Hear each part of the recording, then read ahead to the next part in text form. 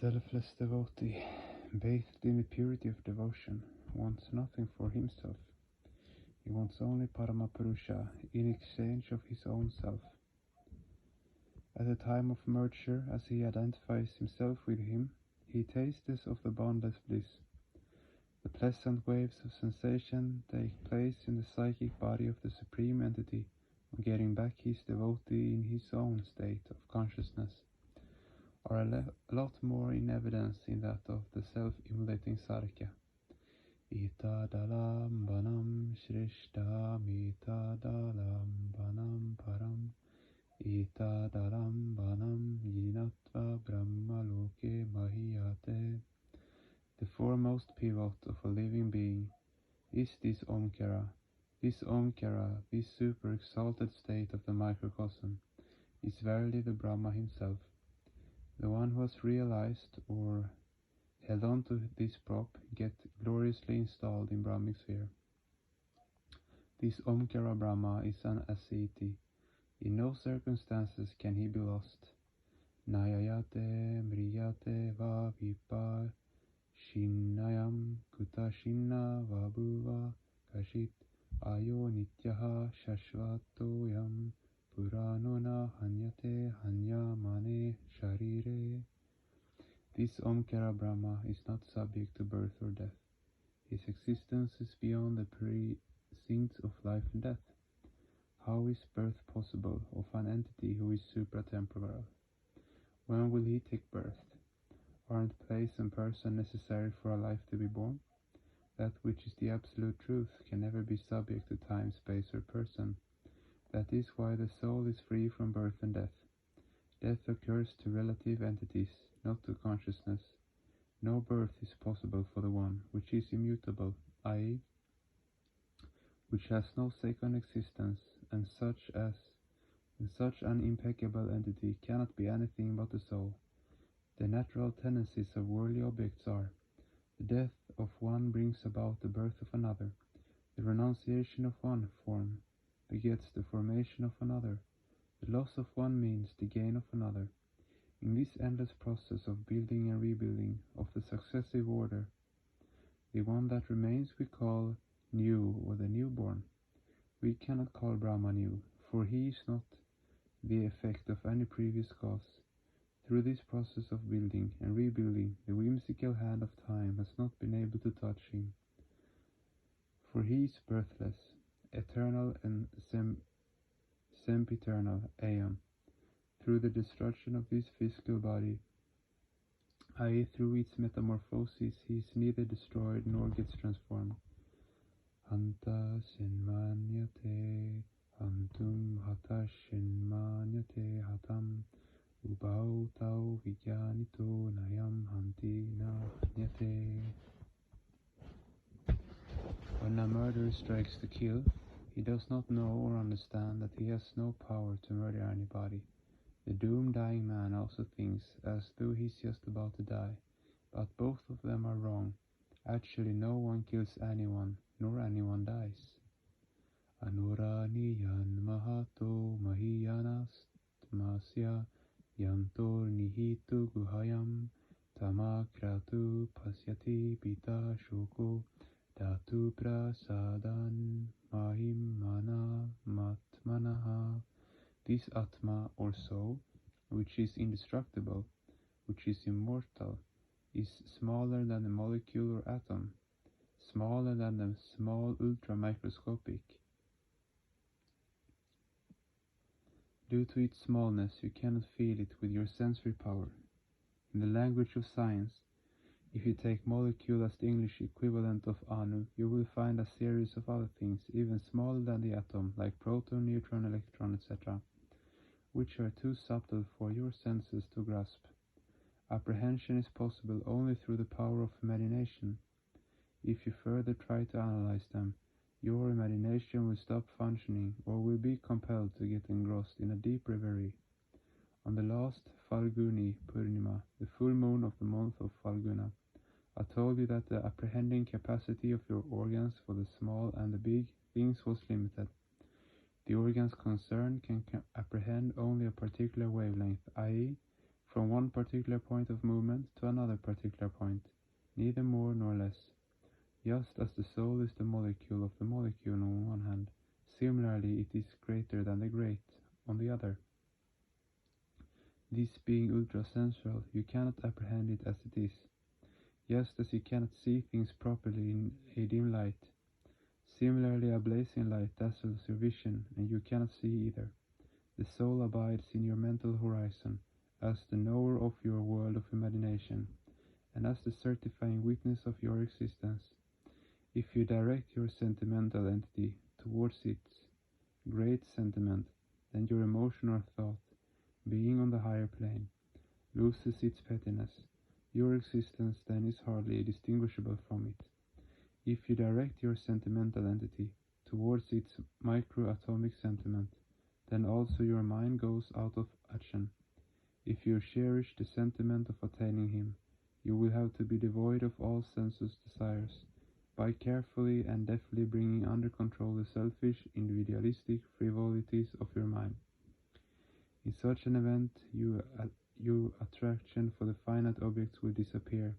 You will bask in the sunshine of macrocosmic favor. Your mind will then be installed in the super-celestial region of abiding tranquility, beyond the pale of weal or woe. Then alone you will be free from grief. Then alone you will realize that grand glorious Brahma. Ashino Duram Rajati Shayano Yati Sarvataha Kashtam Madam Madan Devam Madanyo Yanat Gyantumarati. He remains covered in your existential life feeling, but does he really remain at one place? In your mind you go out to London or America in a jiffy, but who actually goes there? Your objective mind, of course, the mind which is his object, along with the mental travel to and fro. His nose ship also remains, does it not? Now you understand that, inwardly and on his own, he goes on traversing distant and yet more distant countries. When the mind sleeps, i.e., when the organs are inactive, and all epithematic actions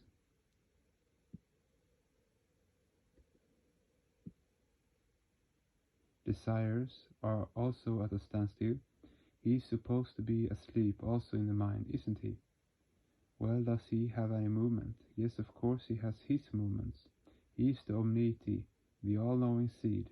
Even without an object, he maintains his supreme existence. So you see, you cannot bind him with a single strand of quality. He imbibes different contrary attributes. Your mind, however, cannot have two contrary qualities, like the refulgence of pleasure and the shadow of pain simultaneously. His mind being free from any singular bondage, he alone has been able to become the ultimate refuge of all kinds of contradictory objects. He is the wonderful conglomeration of pride and non-pride. The Yama said, "None but I can attain him." Yama means controller. The Yama is the prototype of restraint. Really speaking, without Yama or regulated sadhana, it is impossible to attain him. Atma or soul is not attainable by one devoid of control. You will certainly realize the significance of this observation after you have pursued the path of sadhana for some time. But then I have already told you many a time, and I repeat again, that restraint does not mean running away, giving up everything. Adequate and proper use of everything is what is called restraint. You can honor adequately every obligation of domestic life, but you must never lose your head. When the animal instinct of hunger is there, you must eat, but you must not invite a disease by taking excessive food out of greed.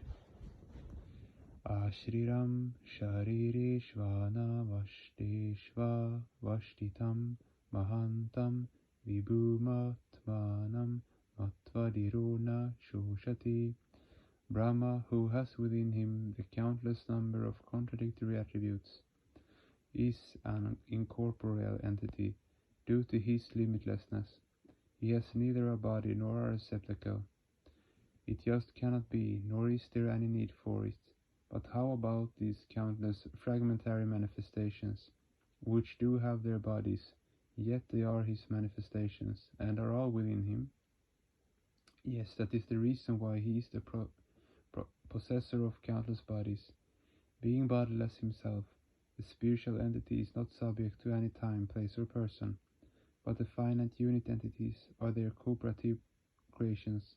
He, being beyond their purview, i.e., outside the scope of mind, is absolutely free from all sorts of mental modifications of pleasure and pain. No one who identifies oneself with him after attaining him becomes free from all sorts of pain. So one who identifies oneself with him after attaining him becomes free from all sorts of pain. His mind gets stilled, emerges in the macrocosmic consciousness. Rupatita soy prabhu lakrup dehala avaham kikara heri. Have seen thy countless forms, O formless one. Now tell us, O Lord, what's there to be seen and won. Now take his endless forms. Haven't they got any utility? For the benefit and salvation of human beings, he has been teaching him through the media of limitless forms. So the existence of every created thing in this world has its value, has its mundane as well as spiritual utility. None is useless, none is a burden of the world. Knowingly or unknowingly, all are working together as one beautiful team, and one mind for the collective good of all. All are beaming in their self-surging glory. The giver knows the efficacy of charity, since the receiver is there. The advanced person is getting an opportunity to serve. Since the backward man is there, he has evolved so many forms as per necessity. In each of these forms we see the different contours of his love, get scope for learning many things, and are getting impetus to move towards him. His radiance is being refracted through the veins and venules, molecules and atoms of every evolved object, treating every microcosmic tendency as his own object for the good of the world. He has been afflicting himself day in and day out with the painful affliction of their lives, suffering for them, and his diverse manifested organisms are bowing down in reverence to his glory. All the loquacity of these ignorant beings is getting silenced before his exalted greatness. What a non-sadhaka regards as his or her wealth, son, husband, etc., are in the eyes of a sadhaka but the waves of the brilliant, activated expressions of the cosmic sea, wherein the sadhaka feels himself herself consciously installed. He knows that the very sea in which or on whose breast those expressions are waking up and dozing off is to him the truth itself, has been making the beauty of his soul more charming every moment by encompassing him from all the 10 directions. In that sea of love he has fearlessly laid afloat the heavy onus of his own entity. Nayamatma pravashanena labhyona medayana bahuna shrutena yamevaisha vrinute tena labhyashtasyaisha atma vivrinute tanum sam. The supreme dharma, the paramount act of merging oneself in the absolute entity in full realization of its charm, will not be accomplished by mere listening to religious dissertations. You must have noticed there are many people in our society that constantly keep track of great men and run up to them soliciting, give us some advice, tell us something about religion. Such religious discourses will cut no ice, if not substantiated by sadhana. It is wrong to think that Paramapurusha is realizable by man through empirical knowledge or through study of a few dozens of philosophical books. Rather, there is a greater possibility of one's receding from the path of spirituality. In such a case, vanity becomes the chief characteristic of his nature. Brahma, or the supreme entity, cannot be attained through tall religious overtures to the human society, nor through interesting recapitulations before it as to which and which great man said such and such things, as to how they walked, or through writing volumes of books Do not entertain such silly ideas that you can hit the bullseye so cheaply by dint of your intellect, for you shall not achieve him through such shady means. To attain Brahma, you shall have to do sadhana, or spiritual meditation. You should make him the only goal of your life. For this you require integrity, devotion, and singular and earnest love for him. He is not attainable without reverence, and unflagging and unflinching devotion. When the devotional death will come, love too will be brimming with high sentiments, will be full and overflowing. When love will reach its completeness, its saturation point, self-immolation will become easy and simple. In that state alone will come your final realization of the Supreme Consciousness. Where I is, he is not. Where he is, I is not. Remember, devotion is the prerequisite of sadhana. Maturity of devotion is love, and maturity of love is he.